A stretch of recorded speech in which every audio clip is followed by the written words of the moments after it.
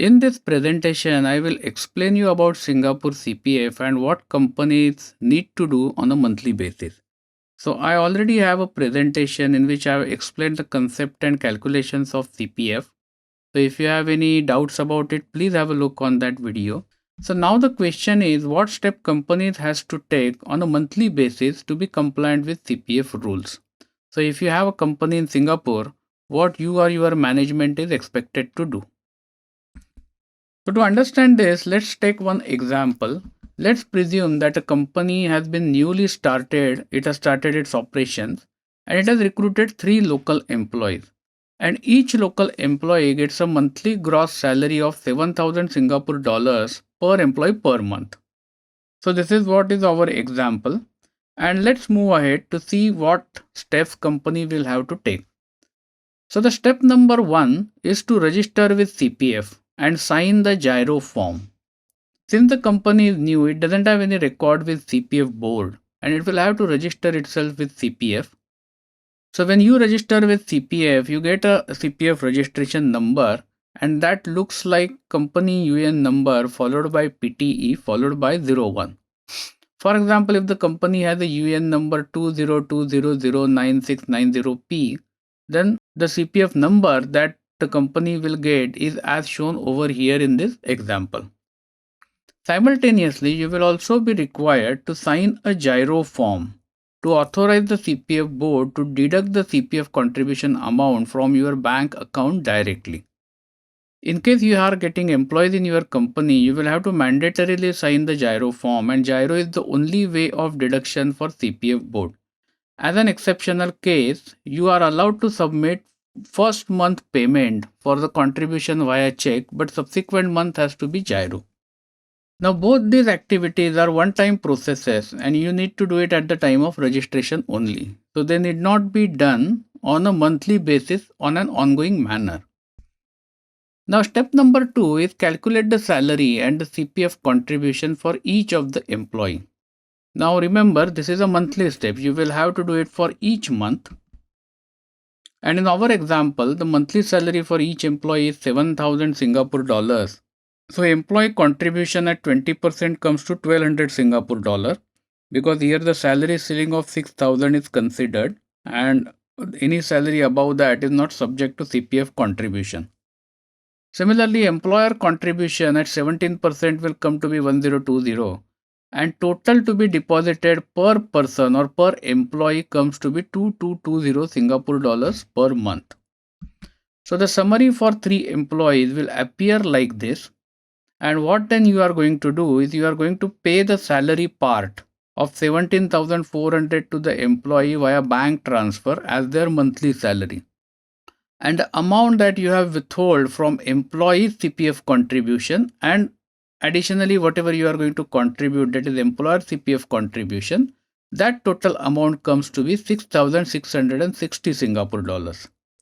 Now with this information you will proceed for submission to CPF. Now here is one question, that how should you calculate these figures? Now manual mechanism is not recommended primarily because there can happen some errors. Sometimes the rules regarding percentage contribution and ceiling changes and you may not be aware of that. And lastly, you may be calculating manually for 1 or 2 employees might be okay, but if you have 10 employees then it's going to be incredibly complex. So the recommended way is to get an approved payroll software. So you can subscribe to any approved payroll software and it will do all these calculations accurately for you. Also, these softwares are updated regularly in case there are any changes in the percentages or the maximum ceiling. Payroll software will also help you in taking care of all your other legal obligations about giving itemized payslip and IR8A at the year end. So payroll software is a recommended way, and nowadays many of these payroll softwares comes in cloud based systems. So you don't have to install anything on your computer. You don't need to take any backup. You just log into the portal of the payroll service provider and do the necessary work. Now once this calculation has been done, the next step is to submit these details to the CPF board. For this, you will have to log into CPF employer section and there you have few options. Now, out of these first two options are generally relevant. So you will either submit directly on the web or you can submit it via FTP. So FTP means where you have many number of employees, you can submit a file instead of entering details manually. For example, if you have 100 employees, then you are not going to type in the details one by one. So you have to log into CPF Board website using your Corpus, and if you select the web submit, then this kind of screen will open where you can specify employees NRIC number followed by the employee name, and then whatever ordinary wages and additional wages are there, and if any agency deductions are applicable, and the CPF system will calculate the correct amount. So this you can do for whatever number of employees you have. In case you decide to go for CPF electronic submission via FTP mode, then your payroll software can give you an output which looks somewhat like this. It is a text file, and this has all the information for the purpose of FTP transmission.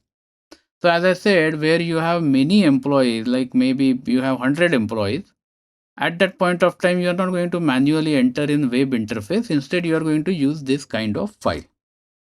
Now, once this step has been carried out, the last step is based on the submission. CPF board will deduct the money from your bank account. So if you recall, we have already signed a giro form in step 1, and at that time we have authorized CPF board to directly deduct money from the bank account. So you need to make sure that the balance of $6,660 at least is there in the company's bank account. So in our example, it is going to withdraw 6660 Singapore dollars from the company bank account directly. This submission must be done within 14 days from the end of the month. So this is the last step in this entire process, and with this the CPF work for that month gets over. Now sometimes what happens that some companies tend to be very small in operations. For example, they may have only 1 or 2 employees. Also, there are many companies where the promoters and main management sits abroad, that is out of Singapore. For example, a UK company has started operations in Singapore and they have recruited 1 or 2 people to carry out sales activities. So in those cases, the foreign promoters don't find it comfortable to have subscription to payroll software, and it may not be possible for them to log into CPF web portal for submission of these details. So in that circumstances, what you can do, you can engage a full service payroll service provider like Epica.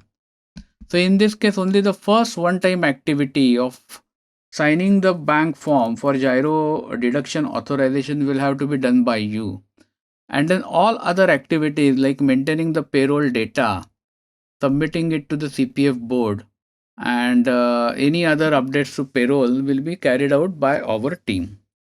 So this will become a very easy to follow method for you in case you are a very small company. So in summary, few steps need to be taken by the company to remain compliant with the CPF regulations and submission deadlines. Thank you for watching this video. This video was brought to you by Epica Consulting Singapore. Subscribe to our channel today to get notified when new videos are posted.